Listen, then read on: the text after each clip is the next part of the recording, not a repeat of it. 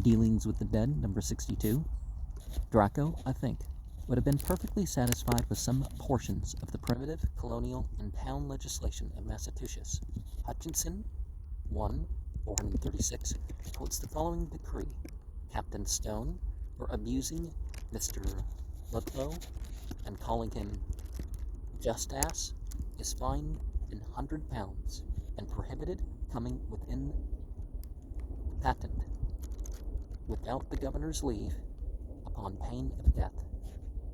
Hazard, Hist. Col. 1, 630. I'm not entirely sure. History of the Colonies, maybe? I don't know. Has preserved a law against the Quakers, published in Boston by Beat of Drum. It bears date October 14th, 1656. The preamble is couched in rather strong language, whereas there is a cursed sect of heretics lately risen up in the world, which are commonly called Quakers, who take upon them to be immediately sent of God, and so on. The statute inflicts a fine of £100 upon any person who brings one of them into any harbor, creek, or cove, compels him to carry such Quaker away. The Quaker is to be put in the house of correction and severely whipped, no person to speak to him. £5 penalty for importing, dispersing, or concealing any book containing their devilish opinions. 40 shillings for maintaining such opinions. £4 for persisting. House of correction and banishment for still persisting. And heretic means they've authentically have their own opinions, which isn't necessarily a bad thing, right? But, there should be, in an Islamic state, people are allowed to practice and share their own faith. Some of these kingships and stuff limit, even within Islam, what literature. The poor Quakers gave our intolerant ancestors vexation. Hazard, 2, 589, gives an extract from a law for the special punishment of 2 of these unhappy people. Peter Pearson and Judah Brown, that they shall, by the constable of Boston, be forthwith taken out of the prison and stripped from the girdle upwards by the executioner, tied to the cart's tail and whipped through the town with 20 stripes, and then carried to Roxbury and delivered to the constable there, who is also to tie them or cause them to be tied in like manner to the cart's tail, and again whip them through the town with 10 stripes, and then carried to Bedlam and delivered to the constable there, who is again in like manner to cause them to be tied to the cart's tail and whipped with 10 stripes through the town, and thence they are immediately to depart the jurisdiction of the peril. The legislative designation of the Quakers was Quaker rogues, heretics, accursed ranters, and vagabonds. So the Quakers were kind of like the Sufis of the English-speaking world, right? In 1657, according to Hutchinson, 197, an additional law was made by which all persons were subject to the penalty of 40 shillings for every hour's entertainment given to a known Quaker, and every Quaker, after the first conviction, if a man was to lose an ear, and a second time the other, a woman each time, to be severely whipped, and the third time, man or woman, to have their tongues bored through with a red-hot iron. In 1658, 10 shillings fine were levied on every person present at a Quaker meeting, and £5 for speaking at such meeting. Well, weren't they supposed to take turns speaking? In October of that year, the punishment of death was decreed against all Quakers returning into the colony after banishment.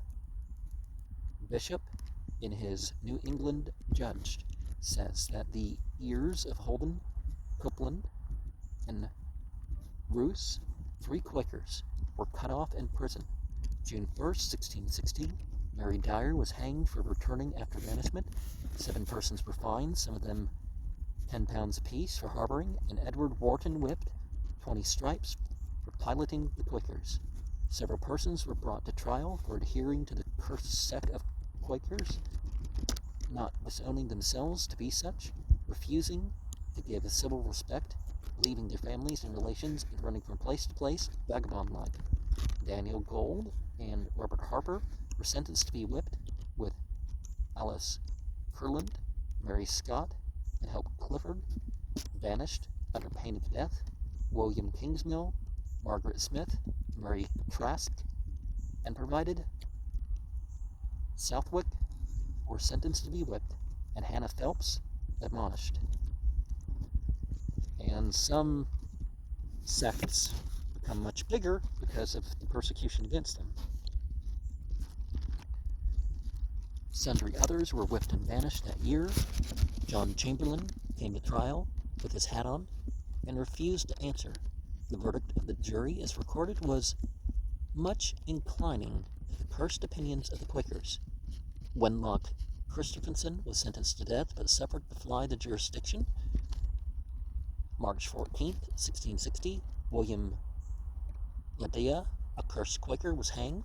Some of these Quakers, I apprehend, were determined to exhibit the naked truth to our Puritan fathers. Deborah Wilson says Hutchinson, 1:204, went through the streets of Salem naked as she came into the world, for which she was well whipped. At length, September 9th, 1661, an order came from the king prohibiting the capital and even corporal punishment of the Quakers.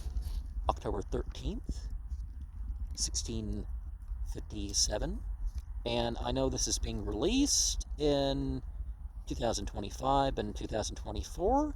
There could be the comment of a lifetime at that date, October 13th. You know, it's going to be its brightest, 13th, 14th, something like that. Benedict Arnold, William Dalston, Rendell Haldon, Arthur Penner, and William Field, the government of Rhode Island, addressed a letter on the subject of this persecution to the General Court of Massachusetts in reply to one received from them. This letter is highly credible, the good sense and discretion of the writers. And as concerning these Quakers, so called, say they, which are now among us, we have no law whereby to punish any, for only declaring by words and so on their minds and understandings concerning the things and ways of God, as to salvation and an eternal condition.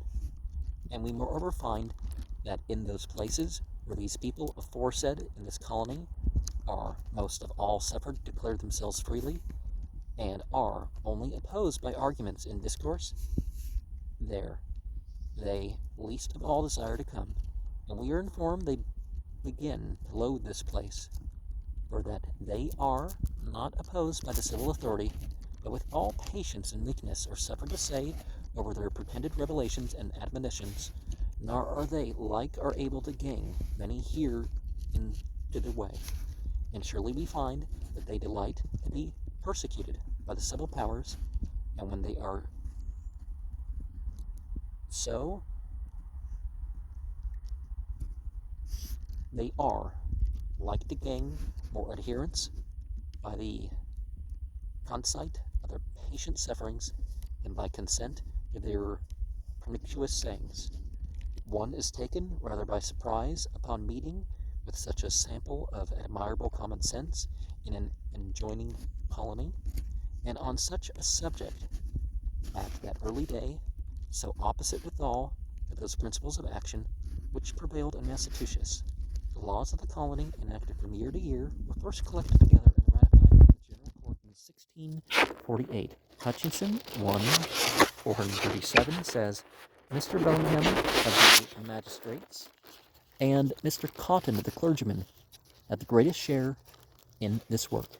This code was framed by Bellingham and Cotton with a particular regard to Moses and the tables, and a singular piece a mosaic it was.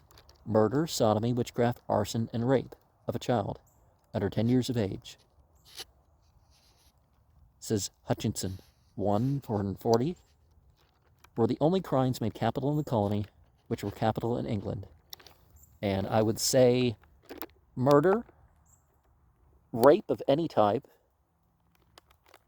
knowingly having sex with somebody who hasn't hit puberty, and treason or torture to an equivalent degree of the aforementioned. Anyway, Hutchinson, 1 440. Rape, in the general sense, not being a capital offense by the Jewish law. Well, Genesis 34, they kill the whole tribe, but other than that, was not made a capital offense in the colony for many years. Well, there's an exception. If you can keep the person from screaming or something like that, then it's not a capital offense, but it is. But, that's something more complex to go elsewhere. But no, that's not the thing. If somebody goes into shock or doesn't scream loud enough or something and is somewhere where they could be heard, that shouldn't have anything to do with the actual punishment for the crime. High treason is not even named. The worship of false gods was punished with death, with an exception in favor of the Indians, who were fined 5 pounds apiece for powwowing. Blasphemy and reproaching religion were capital offenses, and in Islamic State, there's no penalty for either of those things. Adultery with a married woman, whether the man were married or single, was punished with the death of both parties. Again, something Islam does not execute for the single and married one. But if the woman were single, whether the man were married or single, it was not a capital offense in either. Man stealing was a capital offense.